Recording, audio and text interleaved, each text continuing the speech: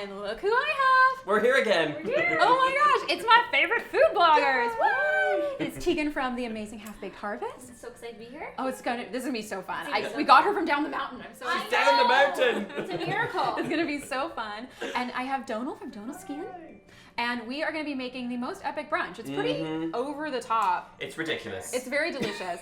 And on today's episode, we are making Donal's cheddar and ham waffle with a poached egg, a little bit of spinach, some hollandaise. It's very fancy. It is fancy. I'm very excited. I know about it. you look surprised that I could, as an Irishman, I could produce this. But look, here we are. I'm gonna try and impress you with it. It's very like just. I'm impressed by the name. I'm impressed by the Cute. sheer ambition. So it's going to be Let's great. see how this works Yes, out. I'm very excited about it. So, and also to make sure that we don't feel terrible about ourselves, Tieghan's going to be making a salad I'm gonna make salad. in the dining room Yes. while we get busy making waffles. Yes, it's all about balance, isn't it? Yes. For sure. Balance, Balance.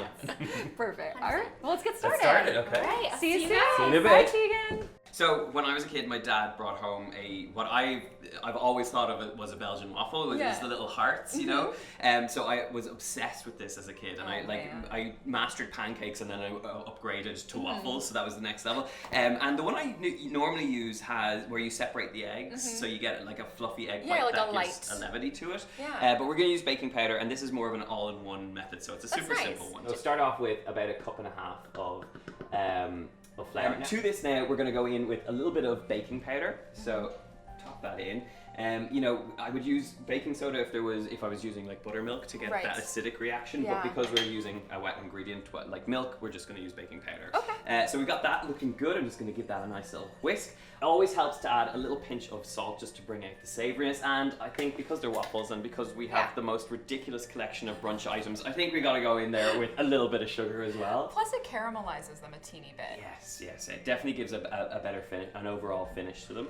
So just a little touch of sugar.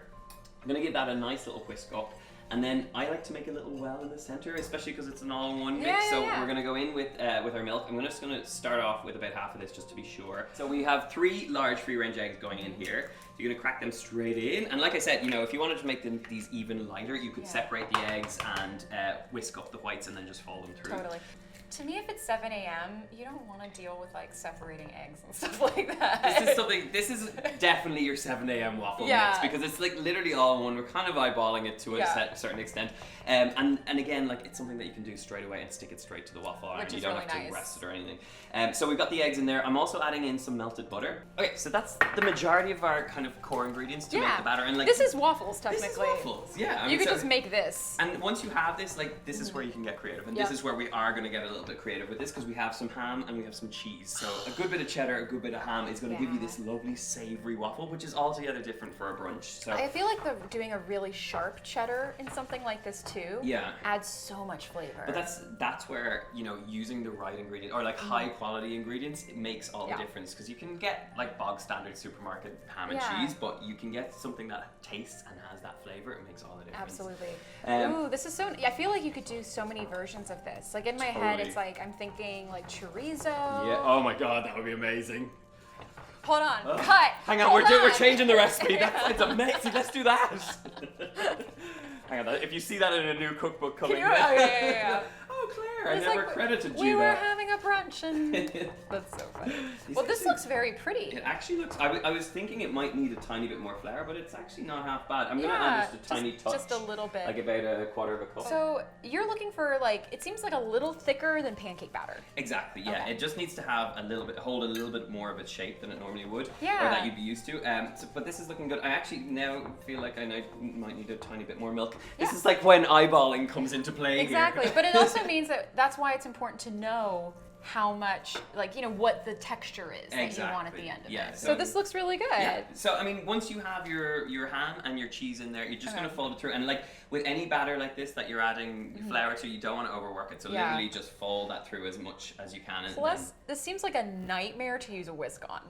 To be completely honest. With Can you ham imagine? and with cheese, it's just gonna be messy. So now we're at the making of it, and this is where I'm also a little stressed out because while he's making waffles, I have to make poached eggs, and I really hate making I poached can't eggs. believe you hate. I feel like poached really eggs hate would be it. your thing. Well, okay, they are aesthetically, but they stress me out. Like there's so many different varying tips on the Yeah. internet, and there's so many varying tips on how people do it. But my go-to way is not this. Like forget the swirling method because you can only do like one at a time with the swirling method. You do more than one at a time? Yes. This is I'm going to show you the poached egg way that is like genius, and it's like you still get a poached egg. It might not be like the perfect thing, but you get a perfectly poached egg. That's so. so let's get one of these on, and then you can like help me with that. Okay, where did that thing go? Okay, so we're gonna just like take up a scoopful of this, and I love the fact that this is a bit like lumpy and it's got all the cheese It's gonna be action. great. The cheese is gonna melt and caramelize it. Now this is your waffle iron, so you need to instruct me. Is that too much or too little? No, I think like a little bit more is fine.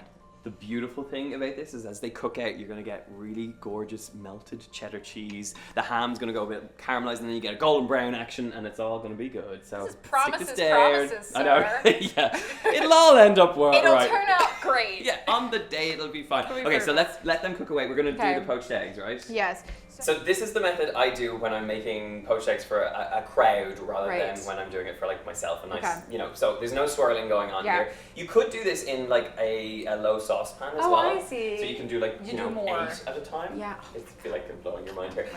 So what we're going to do is bring this up to a nice simmering temperature, which it's at right now. Great. We're going to add in a little bit of salt and a little touch of white vinegar.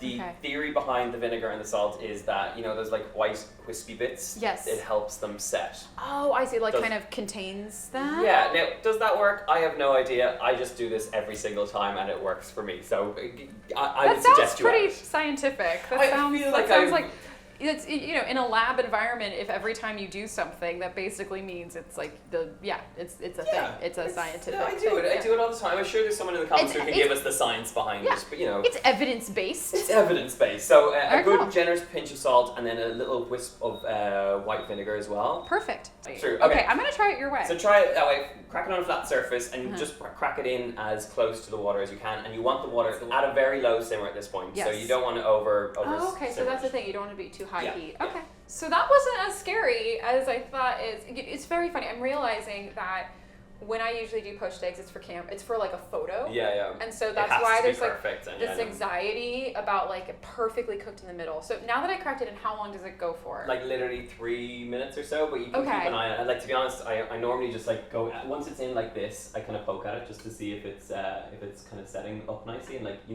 can Yeah. see like that is just still too wobbly.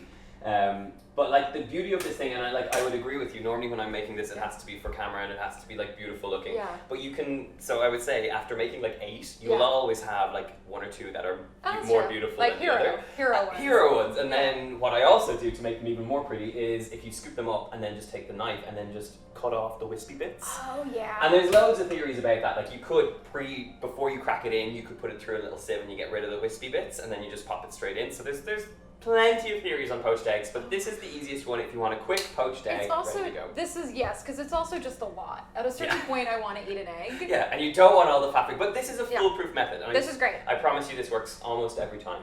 I like the, I like to give myself a little the edge there. hedging. The hedging's great. Well, I think so. We'll wait for this to fully set up. Yeah, but look at that. It's Like, very posing cute. beautifully. It's very cute, Yeah. and we'll put everything together because I think the Okay. waffles will be done soon. No, it looks so beautiful, and so there's all these other elements with it too. So walk Yeah. me through what else goes in it. Okay, so we obviously have the cheddar and ham waffles, which are looking absolutely gorgeous, if Yes. I do say so myself. They're so good. A beautifully poached egg. Come on, I mean that looks absolutely gorgeous. Because this is like an eggs Benedict Yeah. without the English muffin, we've got waffles instead. I'm going. I suppose with an eggs Benedict, you don't have the spinach. It's with an eggs Florentine. but you know, it's like a whole brunch melange. It's a mix of things going Yeah. on here, and then we're gonna top it off with hollandaise sauce. So I'm just gonna. So this looks insane. I feel like, you wanted something small for brunch, you wanted to go light, so I thought this is the perfect recipe for that. My favorite thing is that this is like one of 6 things that will be on this brunch I feel like table. this is an epic brunch and we It have is to go an epic brunch. I know you have like 3 food bloggers, food writers, food photographers at once. You know it's going to be absolutely ridiculous. It's got to be over the top. So, I mean, come on. I mean, It's so you've got good. beautiful cheddar and ham waffles, you've got that spinach, you've got the beautiful egg on top, hollandaise sauce, and then to cap it all off, it's all about that runny egg. Well, cool. So we're going to build the rest of these and then Yeah. enjoy the epic brunch. Let's go eat them.